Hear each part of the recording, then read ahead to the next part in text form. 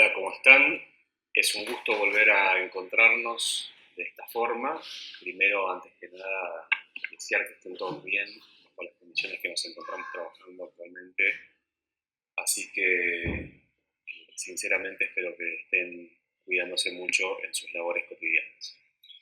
Para los que no han visto la clase de potasio y sus trastornos, mi nombre es Vicente Campolo Giral, yo soy médico intensivista y nefrólogo que trabaja en la Clínica Pasteur.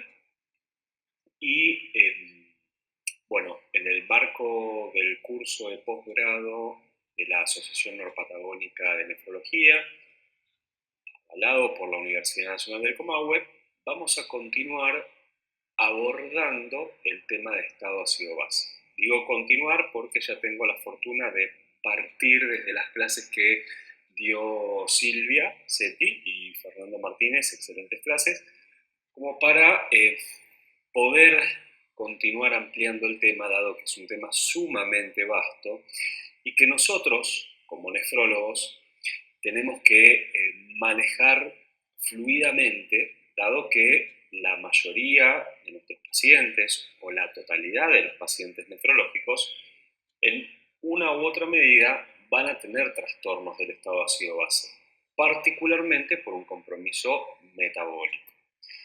¿Sí? Como siempre, creo que antes de adentrarnos en sí misma en las circunstancias patológicas que pueden conllevar al trastorno del medio interno, como así también en los métodos destinados a su diagnóstico y finalmente al tratamiento que podemos brindar a los pacientes, es fundamental construir las bases sólidas de la pirámide que conlleva a el acné de la misma, que es el conocimiento total de la fisiopatología y de la patología en sí misma, cosa que aún es imposible, ¿sí?, tener este conocimiento. Pero no obstante, las bases sólidas de esta pirámide está constituida por la comprensión anátomo-funcional y fisiopatológica. Entonces, está claro que tenemos que partir desde esta comprensión para finalmente ir avanzando en los trastornos, ya sea en el diagnóstico como así también en el tratamiento. La correcta valoración del estado ácido-base es sin duda fundamental y de esta depende el adecuado manejo de las alteraciones, siendo clave esto en la clínica como así también en la terapéutica. La hemostasia del estado ácido-base sin duda es una de las variables más finamente reguladas del organismo. ¿Y esto a qué se debe? A que pequeños cambios agudos, súbitos en el valor del pH pueden tener efectos significativos a nivel subcelular, celular, tisular y sistémico, conllevando sin duda a numerosas alteraciones sistémicas que pueden desde ya comprometer la vida del paciente, ya sea en cuanto a su pronóstico en calidad como en cantidad, ¿sí? Podríamos decir, afecta sin duda la mortalidad. ¿Por qué pongo los mecanismos de control con un signo de pregunta? Fundamentalmente porque si bien ya sabemos que desde lo macro, podríamos decir, hablando a grandes rasgos, la regulación del estado ácido-base depende del sistema respiratorio y particularmente lo que nos compete a nosotros del riñón sobre el componente metabólico, hay innumerables mecanismos de control, particularmente a nivel celular y subcelular, que aún no conocemos, o que al menos actualmente se están comenzando a conocer y a comprender, lo cual es fundamental no solamente para la interpretación de lo que está sucediendo, sino también porque al conocer dónde ocurre este control, puede brindar eventuales blancos o targets con fines terapéuticos. Para la interpretación del estado ácido-base, sin duda hay una serie de variables que tenemos que conocer. Una de ellas está claro que es el valor del pH, pero esta sola, el pH en sí mismo, a veces no es suficiente, o sea, sin duda no es suficiente para una interpretación global, sino que tenemos que también tener presente el concepto de coherencia interna. La coherencia interna, después vamos a profundizar un poco en este concepto, pero básicamente es corroborar que el valor del pH que se nos está informando tenga un correlato fidedigno con las alteraciones en el bicarbonato y en la PCO2. O sea que dichas alteraciones justifiquen la variación del pH. Entonces, no solamente coherencia interna, sino también tenemos que tener en cuenta el valor o la concentración plasmática de bicarbonato, la presión parcial de CO2, el anión restante o gap, entendiéndose como todos los aniones no cuantificables, ya luego vamos a profundizar en este concepto, y el exceso de base. Para el adecuado diagnóstico y posterior manejo de los trastornos del estado ácido-base, sin duda, tenemos que abarcarlo en una forma escalonada. Primero, desde un principio o de un análisis químico. ¿Qué quiero decir con esto? Que la determinación en los valores de sangre tiene que ser fiable. Y acá tiene mucho que ver el laboratorio y la extracción. A ver, no va a ser la primera ni la última vez en la cual tal vez estamos frente a un paciente joven que ingresa por una fractura en un brazo y es operado por una causa ortopédica. Le pedimos un estado de ácido base y nos informan que tiene 7,10 de pH con 8 de bicarbonato. Y nos enfrentamos frente al paciente y el chico está en perfecto estado general, respirando en una forma adecuada, con una buena perfusión periférica, entonces nada justificaría dicho valor. Entonces, ante una falta de correlato entre lo que nos informa el papel y lo que nosotros vemos al paciente, sin duda se debe repetir la muestra. ¿Por qué? Porque muchas veces o los reactivos que se utilizan no se encuentran, no son adecuados, o están vencidos, o la máquina está mal calibrada, o la muestra fue tomada y procesada al cabo de mucho tiempo y eso generó que la determinación de los elementos a nivel de la máquina sea errónea.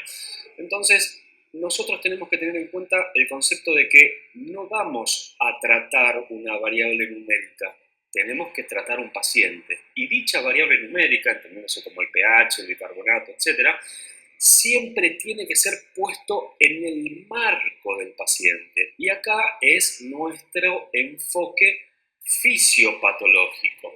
O sea, poner en un correlato, en un marco, lo que nos está informando ese papel, esas variables, con lo que le sucede al paciente. Y a partir de la información que nosotros obtenemos sobre el paciente, identificar o tratar de identificar cuál va a ser la alteración del estado de ácido base.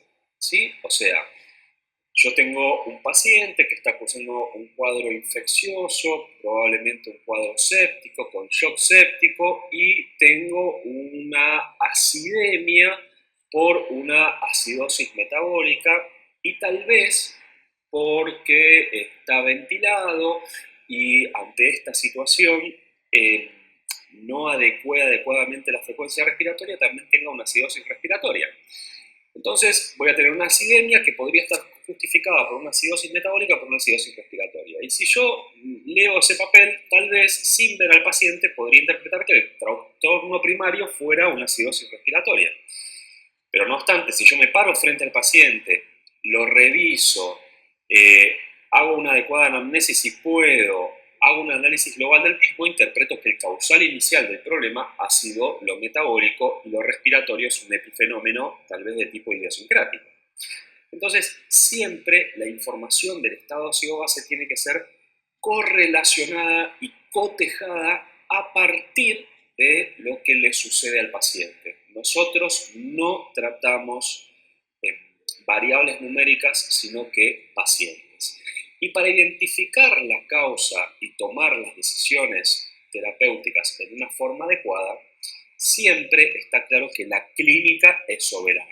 Entonces debemos partir de una adecuada anamnesis, haciendo hincapié particularmente en las comorbilidades que pueda tener el paciente, ya sea enfermedad renal crónica, insuficiencia cardíaca, enfermedad coronaria, dislipemia, patología respiratoria asociada, como puede ser EPOC o asma,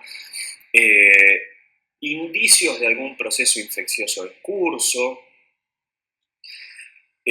si tiene diabetes o no, avanzar en el examen físico buscando anomalías en lo que es la perfusión periférica, valorar su frecuencia cardíaca, su tensión arterial, si hay livideces o diaforesis, la sequedad de piel y mucosas, el patrón respiratorio, el estado de conciencia. En el laboratorio no solamente centrarnos en el estado de óxido-base, sino que para la interpretación global tenemos que contemplar también disturbios electrolíticos, en consecuencia tenemos que valorar la natremia, la calemia, la cloremia, la fosfatemia, la calcemia, la albuminemia, obviamente el hemograma, si yo estoy sospechando de un proceso infeccioso concomitante o subyacente, y ni que hablar también de estudios por imágenes que podamos utilizar lógicamente destinados a la patología que yo estoy pensando. Si pienso que el paciente está causando un shock hipovolémico que justifica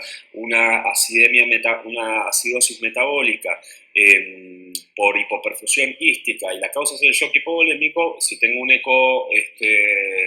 ecocardio para valorar la cava inferior, perfecto. Si yo pienso en que la causa de la patología subyacente es una afección infecciosa de carácter respiratorio, obviamente voy a pedir una radiografía o una tomografía, según lo que dispongamos y que sea pertinente, a partir, como siempre, del examen clínico, donde recalco, aunque parezca un concepto de antaño, siempre la clínica es soberana.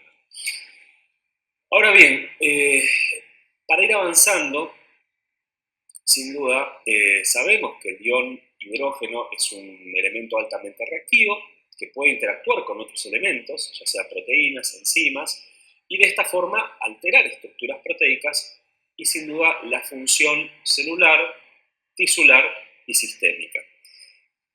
Y de esta manera está claro que interferir con los procesos fisiológicos habituales, llevándolo a una situación patológica o exacerbando una situación patológica que puede agravar o ensombrecer la sobrevida del paciente. Como ya mencionamos, la construcción de la base de la pirámide es la comprensión fisiopatológica. Ya vamos a llegar a eso. Pero el piso sobre el cual se va a sentar esta pirámide de conocimiento, sin duda, es también conocer un poco de la historia. Cómo llegamos a la fecha, a los conceptos actuales que disponemos, a las fórmulas que utilizamos diariamente en la interpretación de los pacientes. Entonces, para sentar un poco el piso del conocimiento,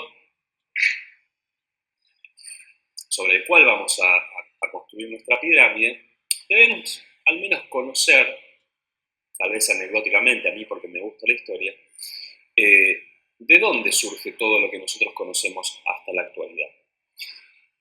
Antes del año 1923, los ácidos y las bases fueron concebidos como aniones y cationes respectivamente. ¿Sí? Posteriormente, fue a partir de los trabajos de Arrhenius, Bronsted, Lowry y Lewis quienes establecieron al ion hidrógeno como la piedra angular, la pieza fundamental en el estudio, la interpretación y el análisis del estado ácido-base. Y por otra parte, surge de su trabajo el concepto de que lo que determina la acidez de una solución es el potencial químico de los iones hidrógenos. ¿Sí? Y fue sin duda a partir de este paradigma inicial sobre el cual se sentaron y se establecieron las definiciones actuales que hoy manejamos en la interpretación del estado ácido-base. Ahora bien, más allá de lo que estos señores desarrollaron, fue tal vez en la década del 50 el periodo de mayor relevancia en el desarrollo de conceptos fundamentales en la interpretación y en el análisis del estado ácido-base. ¿Y por qué esta década en particular? Porque fue en el año 1952 aproximadamente que en los países nórdicos, bueno, en Dinamarca particularmente, hubo una epidemia de poliomielitis que azotó particularmente a la ciudad de Copenhague. En dicha ciudad fue en el hospital de Blegdam, donde hubo internados aproximadamente 3.000 pacientes en 4 meses. De estos 3.000 pacientes, 345 padecieron una poliomielitis con compromiso vulvar y en consecuencia con afección de músculos respiratorios y deglutorios. En los primeros días de internación, sobre los 31 pacientes iniciales, 27 murieron, o sea, una altísima mortalidad. Y acá tenían un problema sumamente complejo, que el único test que había para estudiar el estado ácido-base era la determinación de la concentración total de CO2 en sangre, lo cual en cierta manera no aportaba demasiado a una interpretación global. Fue aquí Björg Ibsen, médico anestesiólogo, y Paul Astrup, bioquímico, jefe del departamento de laboratorio, que en un meeting, en una reunión, se plantearon este problema que llevaba a que hubiera una altísima mortalidad. Y se dieron cuenta que la marcada retención de CO2 en sangre desencadenaba altísimos niveles de bicarbonato en sangre y que estos valores no indicaban realmente que hubiera una alcalosis de origen desconocido, sino que tal vez pensaban que podría ser por otra razón.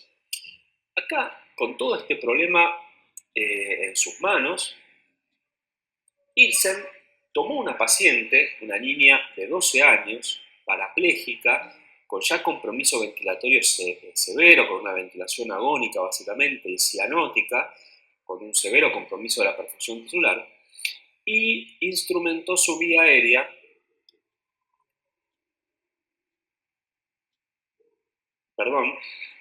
ventilándola manualmente con el dispositivo conocido hoy por hoy como AMBUS, es una ventilación con presión positiva con bolsa.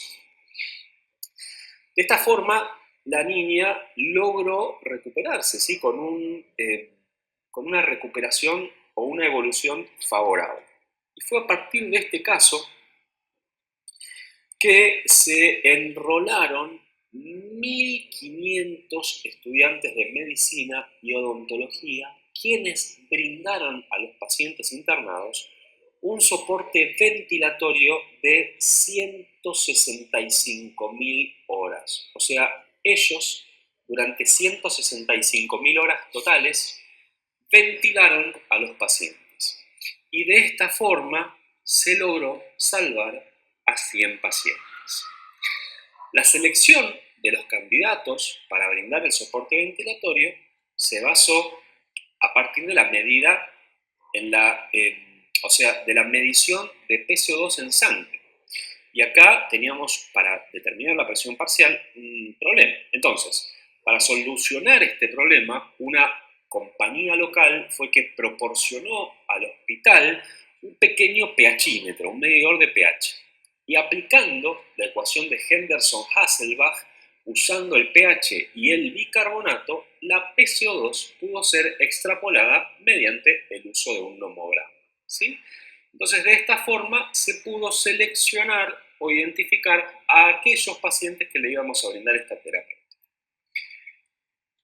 Unos años después, en el mismo hospital fue Ole Sigurd Andersen en el año 1958, que avanzó o dio un paso más en buscar otras herramientas para la interpretación diagnóstica del estado ácido base. Y acá, a partir del concepto de base buffer, ¿sí?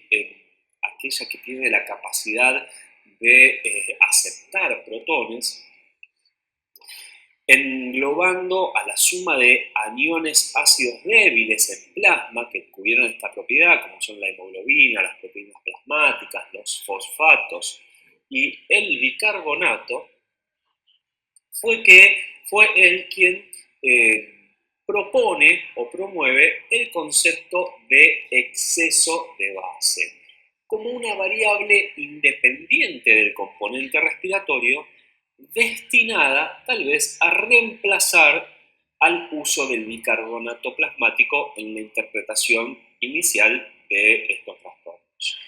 Y el exceso de base se entiende como la cantidad de un ácido fuerte expresada en milimoles por litro que deben ser agregadas in vitro a 1 litro de sangre oxigenada para retornar a la muestra a sus condiciones estándares, entendiéndose como tal un pH de 7,4, una PCO2 de 40 milímetros de mercurio y a una temperatura de 37 grados, con un valor basal igual a 0 milimol litro.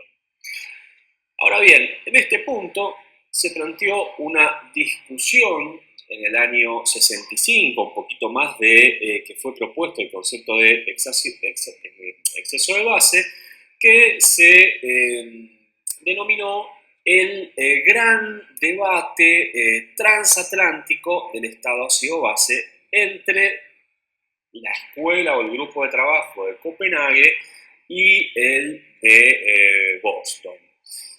Esto en el año 65, partiendo, ¿por qué surge esto? Porque partiendo de la comprensión o del principio propuesto de Henderson-Hasselbalch, buscando contraponerse a lo propuesto desde Copenhague, fueron Schwartz y Rellman quienes argumentaron lo siguiente: ya que en el organismo el plasma se encuentra en continuidad con el líquido intersticial y que el mismo tiene una capacidad de buffer limitada, determinar el exceso de base a nivel plasmático de las muestras sanguíneas in vitro era inexacto. Sigurd Andersen toma el guante de este desafío y estima una concentración de hemoglobina de 50 gramos por litro para el cálculo, lo cual reduciría la capacidad, reduciría en realidad la inadecuada interpretación del análisis en sangre in vitro. Y esta maniobra fue lo que proporcionó el concepto de exceso de base estándar, que refleja el papel de la hemoglobina como un buffer, como un tampón a nivel del líquido extracelular. Ahora bien, tenemos que tener en cuenta que el grupo estadounidense, en contrapartida, ofrece 6 pasos distintos para calcular los cambios correspondientes ante un trastorno primario. O sea, ante un trastorno o un cambio en la presión parcial de oxígeno, ¿cuál sería la respuesta esperada en la concentración de bicarbonato? Y viceversa, ante un cambio en el bicarbonato plasmático, ¿cuál sería el cambio esperado en la CO2? Y de esta forma, apoyar la eliminación del uso de exceso de base en las interpretaciones del estado ácido-base. Sin embargo, hasta la actualidad está claro que el uso del exceso de base es utilizado en forma rutinaria y es una herramienta muy importante en la práctica clínica en todo el mundo para la adecuada interpretación de los trastornos del medio interno en relación al estado ácido-base. Ahora bien, ha pasado muchísimo tiempo desde la década del 20 en adelante, pasando por la década del 50, y han habido innumerables avances, pero creo que fue a partir del primer paradigma que había mencionado, ¿sí?, en cuanto a la relevancia del ion hidrógeno como la piedra angular en la determinación del estado ácido-base y a la virtud de los mismos en la determinación del potencial químico de una solución en cuanto a su acidez, que se llegaron a establecer las definiciones actuales, donde se entiende que un ácido es aquella sustancia capaz de ceder protones, la base es aquella capaz de aceptar dichos protones y que existen un par de buffers, ¿sí?, conformados por ácidos débiles que entran en equilibrio con sus bases débiles complementarias a un pH determinado.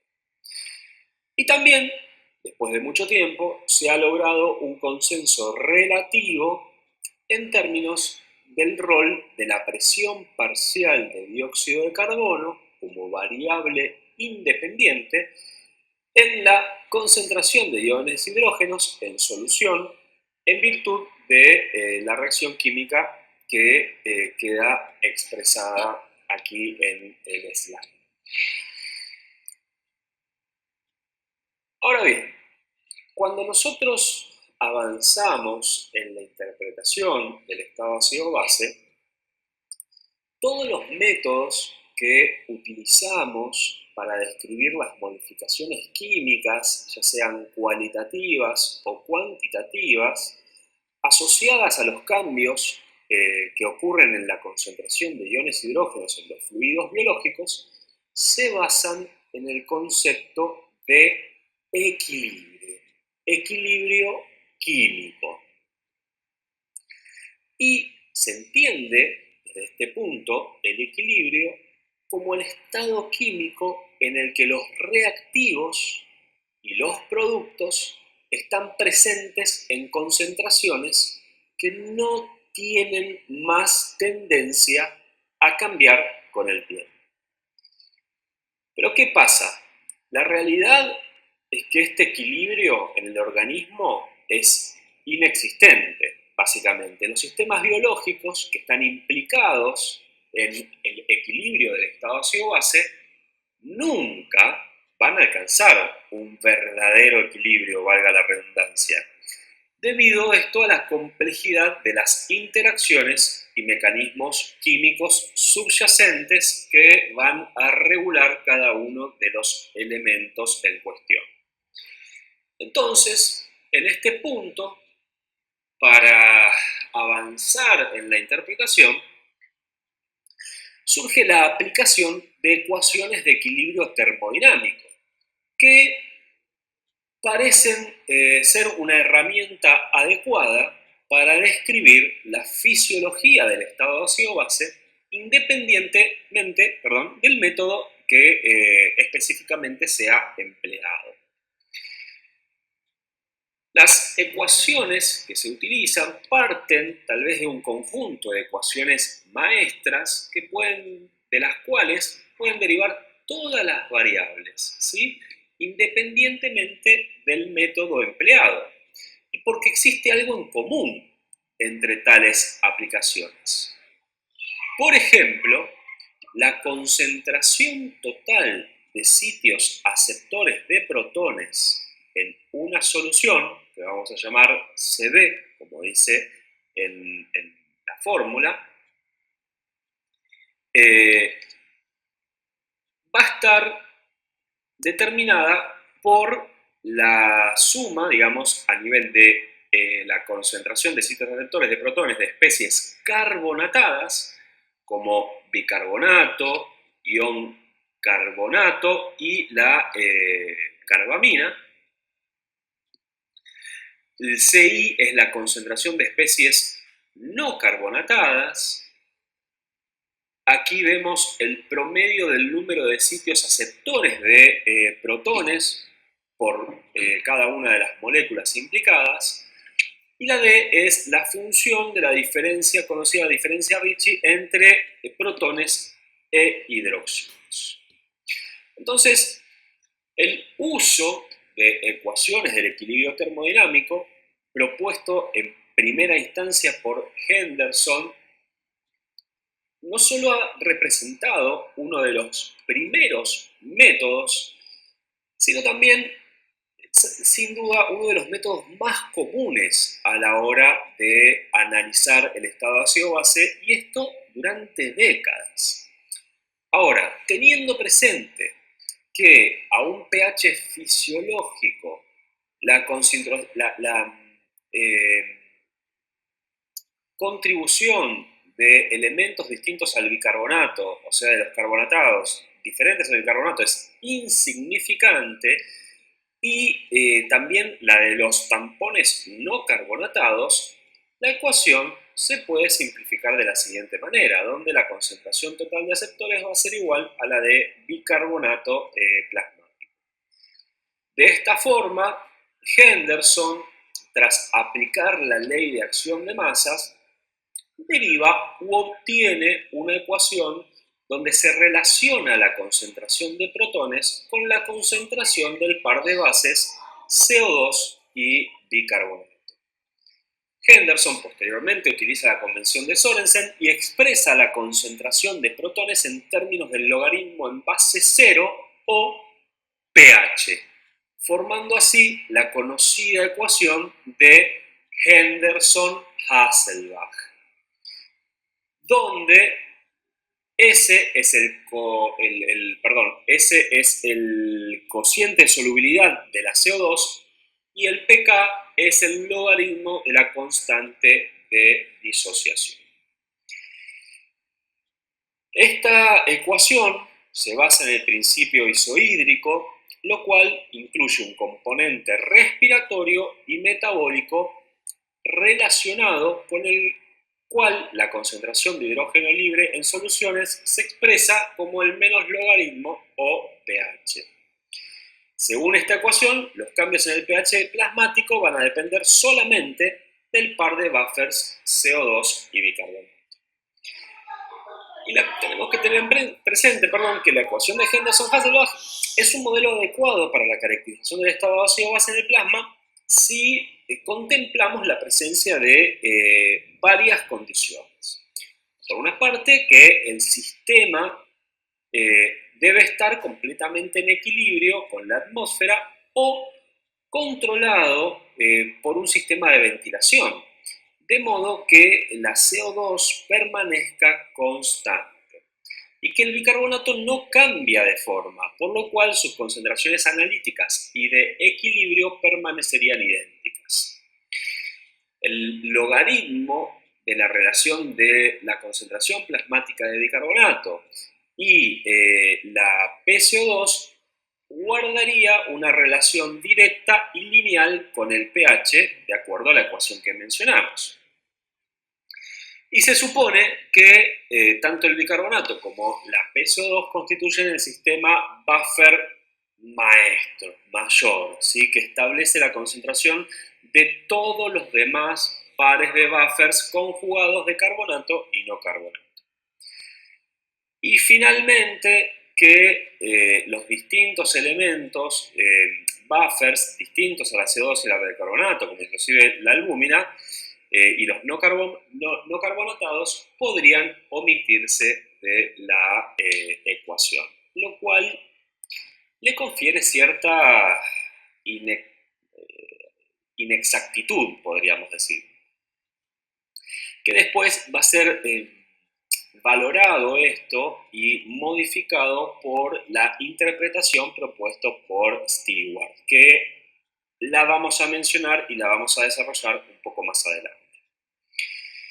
Ahora bien, vamos a avanzar. En consecuencia, si tenemos que definir el pH, ¿qué es el pH? El pH podríamos decir que es un método rápido en el cálculo de la concentración de protones y que el control preciso del pH es sumamente importante a nivel sistémico porque sus alteraciones van a estar vinculadas con trastornos significativos en la conformación proteica, ya sea en su estructura terciaria, cuaternaria, como en su funcionalidad, y esto particularmente afectar a las reacciones enzimáticas, como así también alterando las funciones tisulares y sistémicas, fundamentalmente a nivel cardiovascular y sistema nervioso central. La acidez de los fluidos corporales, en consecuencia, la podemos expresar en la práctica como concentración de iones hidrógenos o, más fácil, como pH. Entonces, la expresión de la concentración de protones, si uno quisiera realizarlo en una forma de concentración habitual, como lo haríamos con el sodio o con el potasio, y querríamos expresarlo en un rango de equivalentes litros, tendríamos que hablar de que estamos presentes en una concentración muy bajita y tendríamos que mencionarla como a nivel de una concentración de nanoequivalentes, o sea, la 1000 millonésima parte del equivalente, lo cual estaría expresado como una variable de 1 por 10 a la menos 9, o sea, 9 espacios tras la coma, de forma tal que la concentración normal de protones, para simplificarlo, lo vamos a utilizar en nanoequivalentes y particularmente en la forma logarítmica a partir del uso del pH como tal.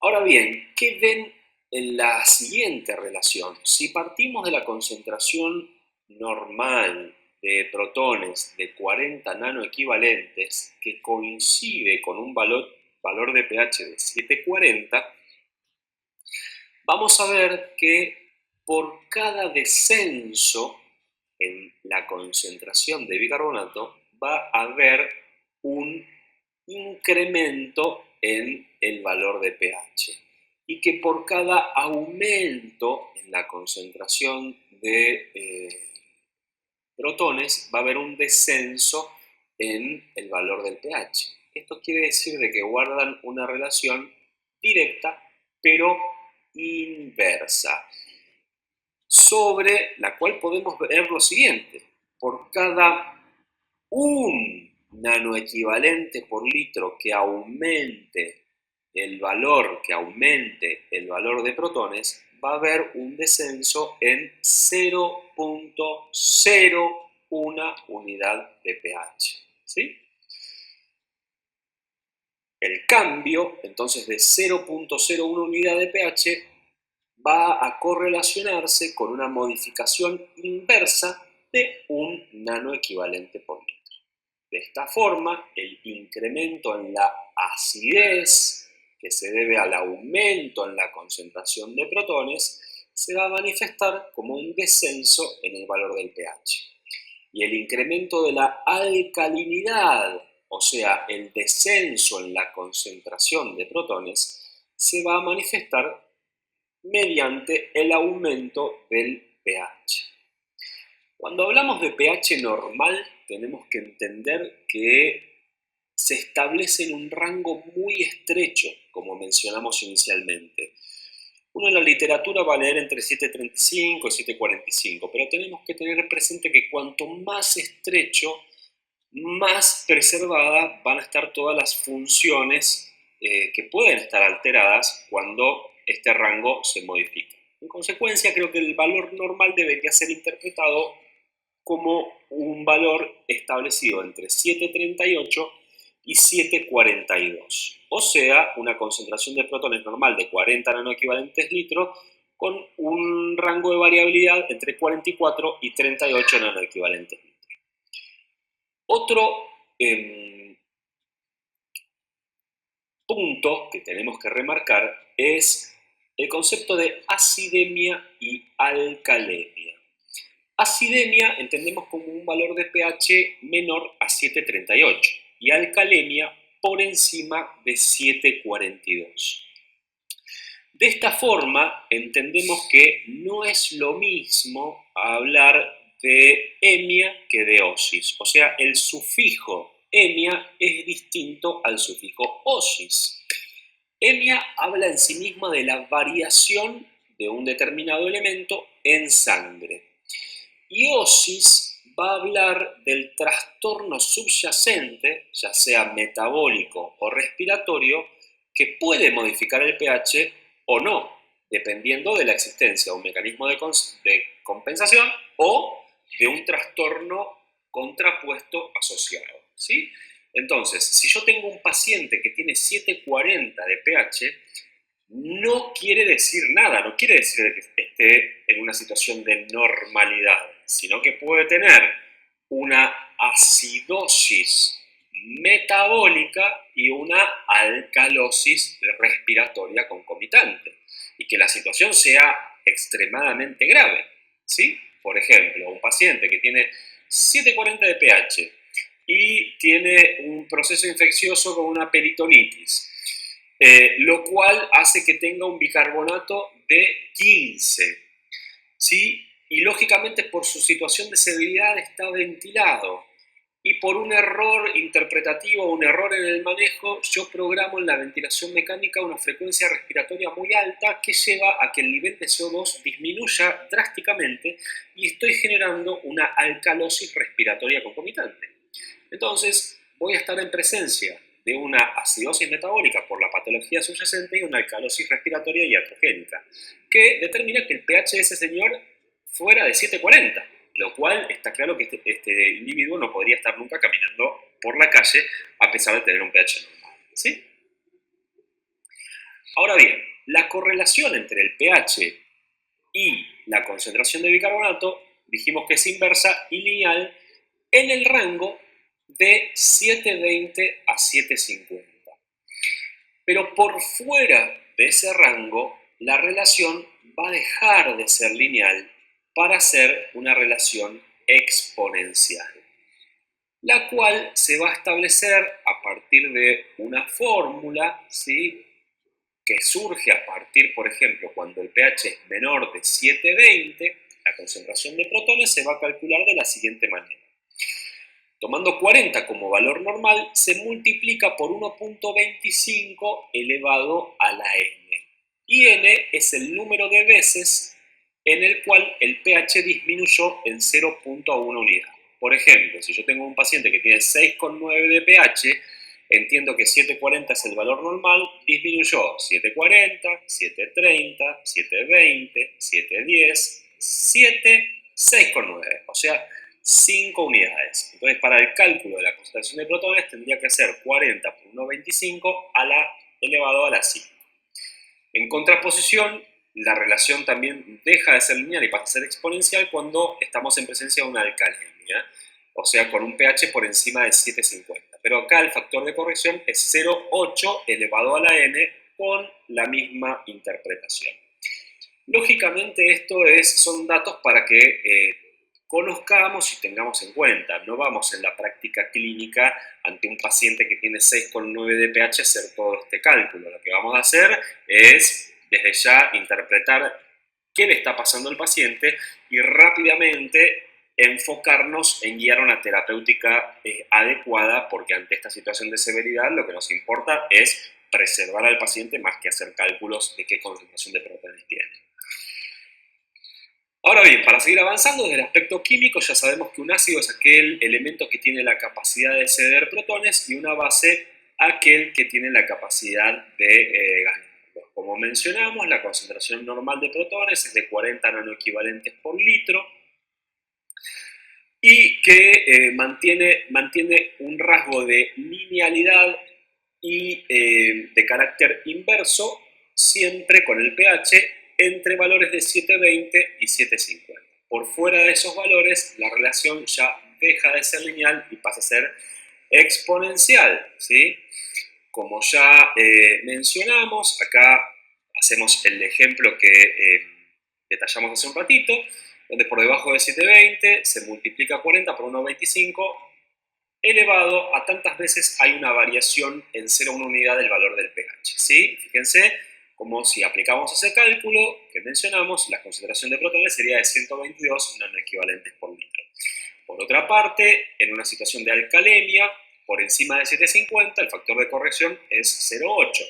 Si tenemos 7.7 de pH, por ejemplo, partimos de 740, cambia 740, 750, 760, 770, 3 veces. En consecuencia, la concentración de protones va a ser 40 por 0.8 elevado a la 3 y nos va a dar una concentración muy baja de protones de 20 nanoequivalentes por litro.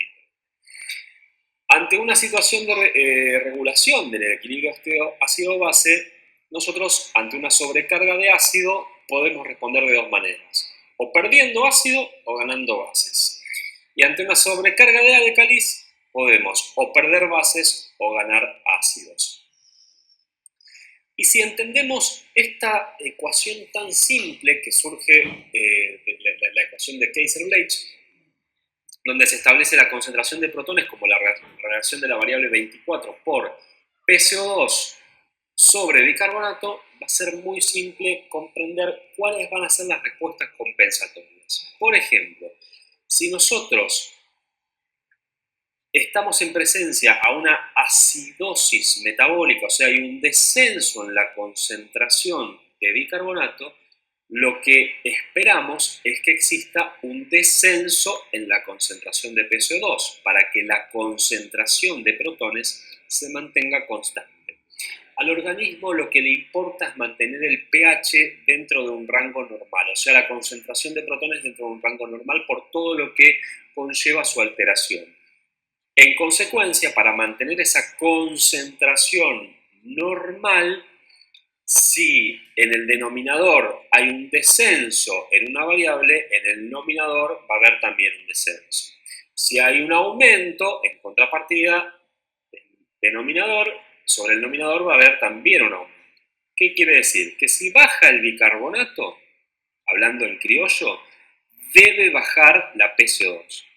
Si aumenta el bicarbonato, el mecanismo compensatorio va a ser el aumento de la PCO2. Si esto no ocurriere, por ejemplo, si el bicarbonato baja de 24 a 15, uno espera que la CO2 de 40 baje a 30, por ejemplo.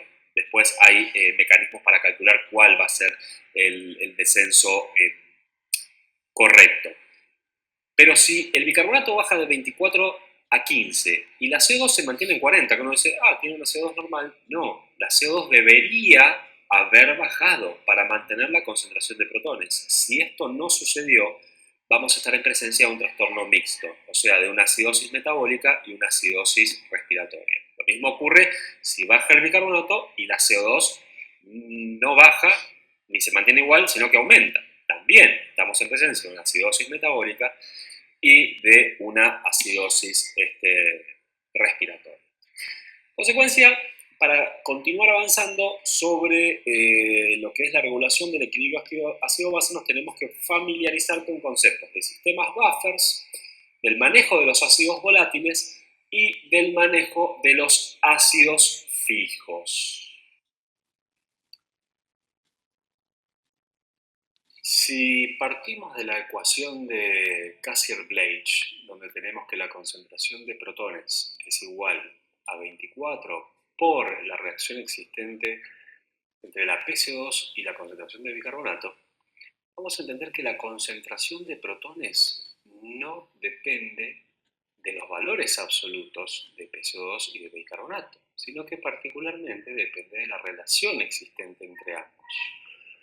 O sea, del equilibrio entre los mecanismos hemostáticos respiratorios y metabólicos.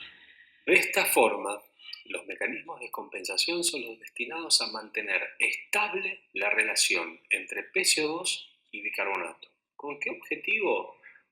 Bueno, con que la concentración de protones se mantenga constante, que es sin duda lo más relevante para, lógicamente, mantener el pH en un valor constante y dentro de un rango fisiológico. De esta forma, un trastorno metabólico va a desencadenar una respuesta respiratoria y los trastornos respiratorios primarios determinarán respuestas compensadoras metabólicas. Si analizamos la ecuación, partimos o refrescamos lo que dijimos con anterioridad.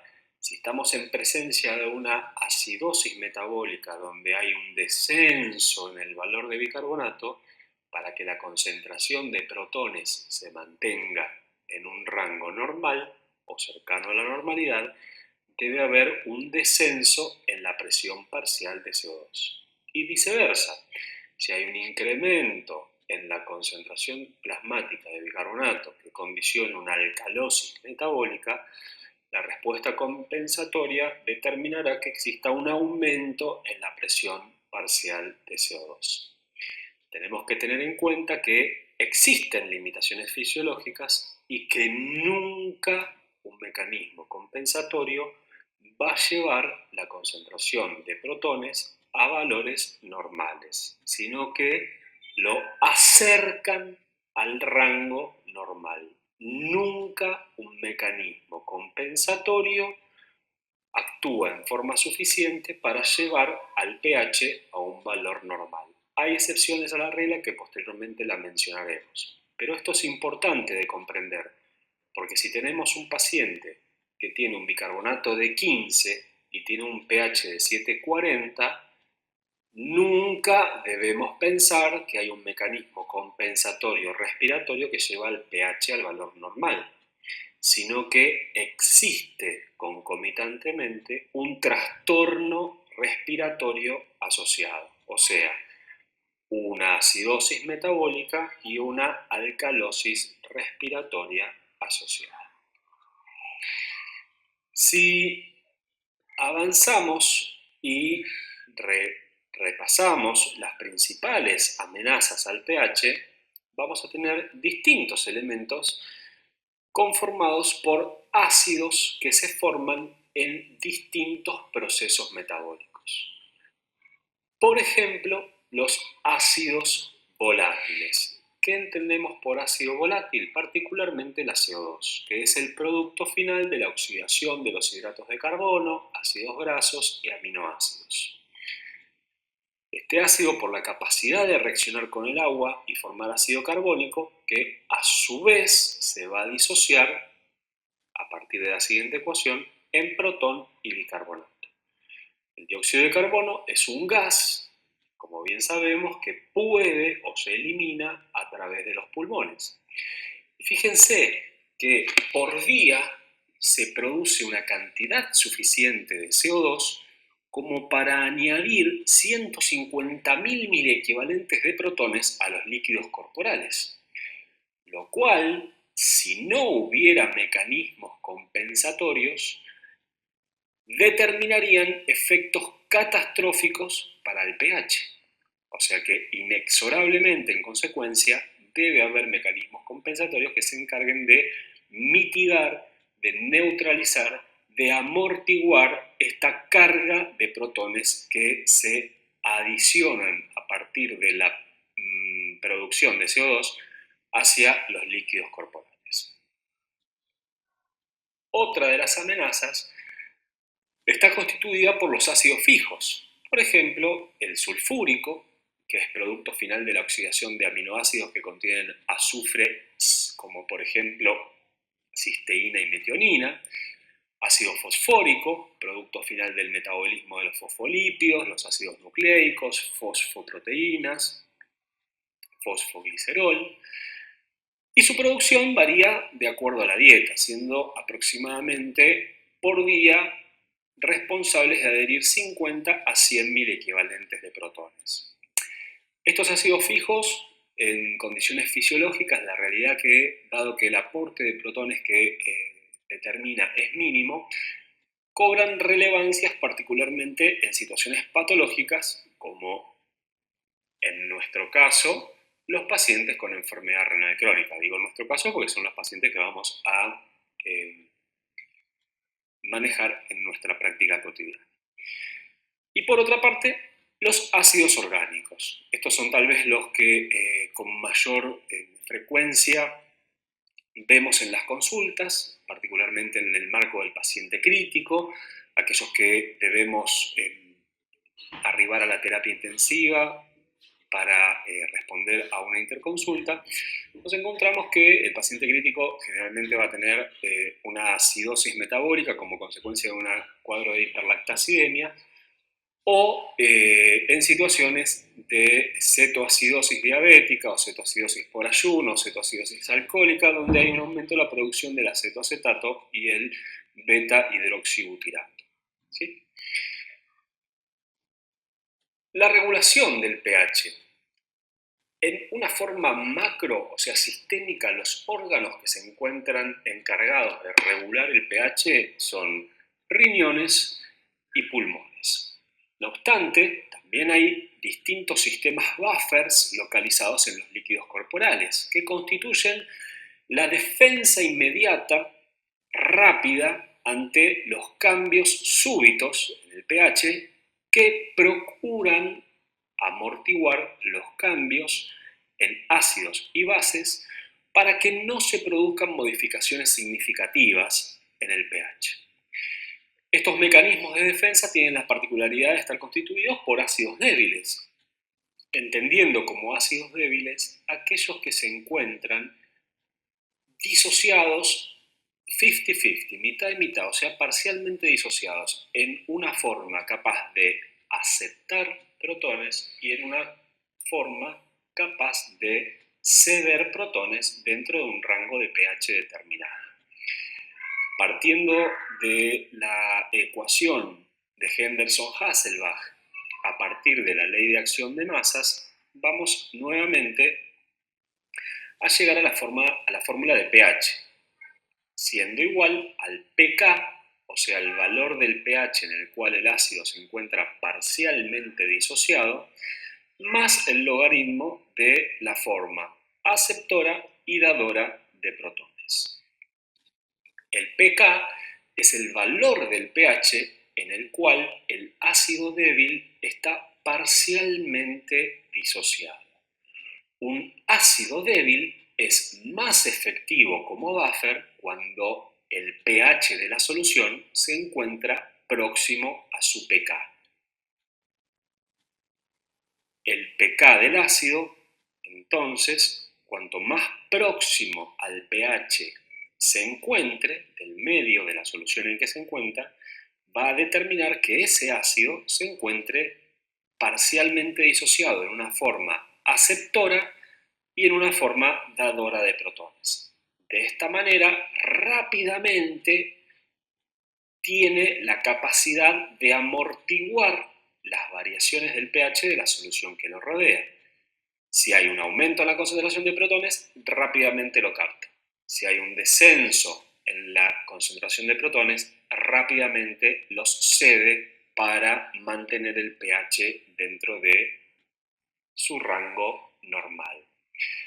A medida que el valor del pK se aleja el ácido del valor del pH, el ácido pierde su capacidad de buffer, ya que se va a encontrar o totalmente disociado o totalmente no disociado. De esta forma, vamos a entender que un buffer óptimo va a ser aquel que tenga la particularidad de mantener el pH en su valor normal de 740, que tenga un pK próximo a 7,4 y de esa forma poder disociarse, estar disociado y captar o ceder protones rápidamente según lo demanden las características del medio que lo circunda, y debe encontrarse en altas concentraciones. Estos serían los requisitos para que el buffer sea óptimo. Y acá podemos mencionar algunos de los buffers que encontramos en soluciones orgánicas. Por ejemplo, la hemoglobina y otras proteínas. ¿Qué particularidad tienen las proteínas? Es que se encuentran en altas concentraciones y que tienen grupos ionizables en su estructura, conformados por ácidos débiles, como los extremos carboxilo terminal, amino terminal, apártico glutámico y el grupo imidazol de la histidina, que tiene un pK de 7,4. La hemoglobina, por su parte, es el principal buffer proteico de la sangre, ya que se encuentra en muy alta concentración y tiene 38 residuos de histidina. Tiene 6 veces mayor capacidad que el resto de las proteínas plasmáticas para actuar como buffer. al desoxigenarse en los capilares, es capaz de aceptar más protones que se forman a partir de la CO2 generada a nivel tisular. De esta forma puede amortiguar la caída del pH que se provoca por la CO2 a nivel del capilar. Y esto tiene mucho que ver con su conformación terciaria y cuaternaria, pensando en la curva de disociación de la hemoglobina, que se desplaza en relación a la concentración de protones, al nivel del 2,3-difosfoglicerato, de la presión parcial de CO2, ¿sí? En una situación de acidosis metabólica, la curva de disociación de la hemoglobina se desplaza para volverse menos afín por el oxígeno, cediéndolo, y de esa forma puede captar más protones del medio.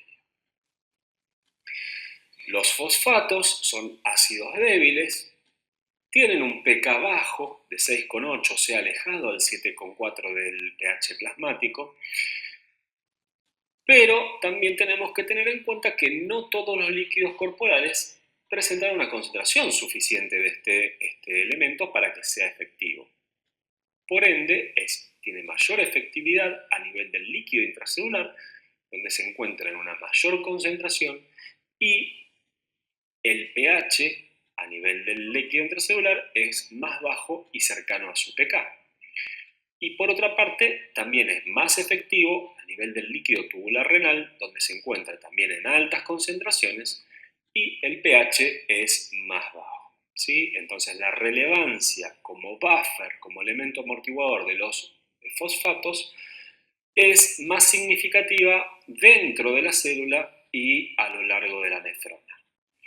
En cuanto al bicarbonato, como vemos, tiene un pK alejado al pH plasmático, pero tiene la particularidad de ser el más importante del organismo, ya que sus componentes pueden regularse en forma independiente, la CO2 a nivel pulmonar y el bicarbonato a nivel renal, con la particularidad sobre el riñón de poder reponer rápidamente el bicarbonato que se consume, de generar nuevo bicarbonato de acuerdo a la situación que lo demande, o de ser eliminado en situaciones donde hay un exceso. Entonces, la particularidad del bicarbonato es la producción renal a favor de generar nuevo bicarbonato, como ya dije, de reponer el que se ha consumido, o de excretar en situaciones de alcalosis metabólica.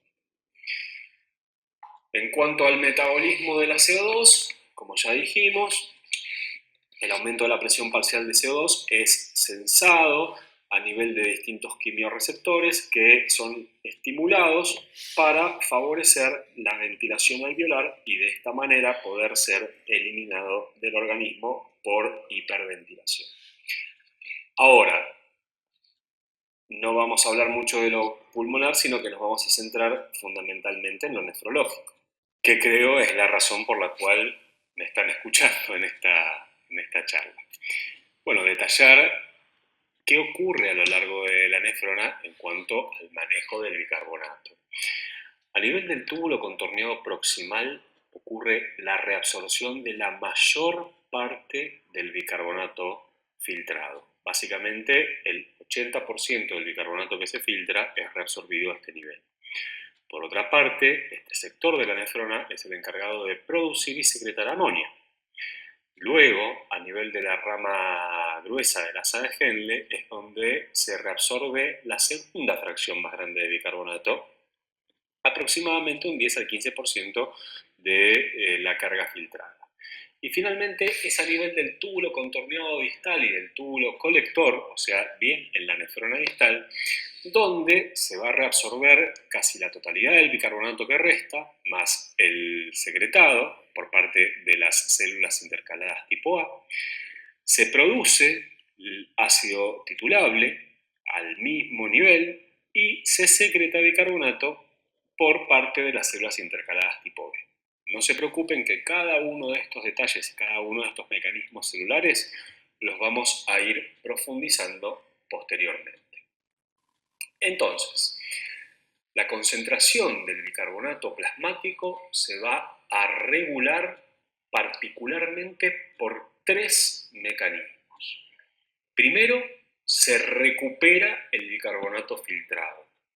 De esta forma, sabemos que en la nefrona distal se va a reabsorber, en la nefrona proximal, perdón, va a ser donde se reabsorba el 80 al 85% de lo que se filtra. Si consideramos que la concentración de bicarbonato plasmático es de 24 miliequivalentes por litro y el filtrado glomerular es estimativamente de 125 mililitros minuto, vamos a estimar que se filtran por día 4.320 miliequivalentes de bicarbonato. Y que si no existieran mecanismos reabsortivos en este segmento de la nefrona, esa sería la cantidad de bicarbonato que estaríamos perdiendo por orina en el transcurso de 24 horas, con obviamente las consecuencias que pueden imaginarse en relación al trastorno subyacente que se generaría. Por otra parte, también es aquí donde se genera el bicarbonato, encargado de reemplazar el bicarbonato, valga la redundancia, que se utilizó para amortiguar los diferentes ácidos sintetizados o generados en la economía del organismo. Y finalmente, la secreción del bicarbonato que ocurre en situaciones de alcalosis crónica. La reabsorción y la generación de bicarbonato se lleva a cabo mediante las secreciones de protones derivados del ácido carbónico de las células epiteliales en el túbulo contorneado proximal y del nefrón distal. Todo esto, que es sumamente complejo y sin duda nos trae bastantes dolores de cabeza en su comprensión, creo que es de a poco ir construyendo la base de la pirámide que nos va a llevar a finalmente tomar decisiones terapéuticas, o sea, construir la comprensión de la fisiopatología. De acá en más vamos a ir avanzando en cómo es el manejo tubular del bicarbonato a lo largo de toda la nefrona. Pero creo que hasta aquí vamos a hacer un parate para en una siguiente charla poder seguir avanzando y profundizando en el manejo tubular del bicarbonato para posteriormente interiorizarnos en cada uno de los trastornos subyacentes que vamos a ir encontrando y debemos conocer para tratar a nuestros pacientes. Muchísimas gracias por haberme escuchado y les agradezco mucho todo este tiempo, y en la siguiente charla continuaremos en este tema tan apasionante que es el estado ácido-base. Gracias.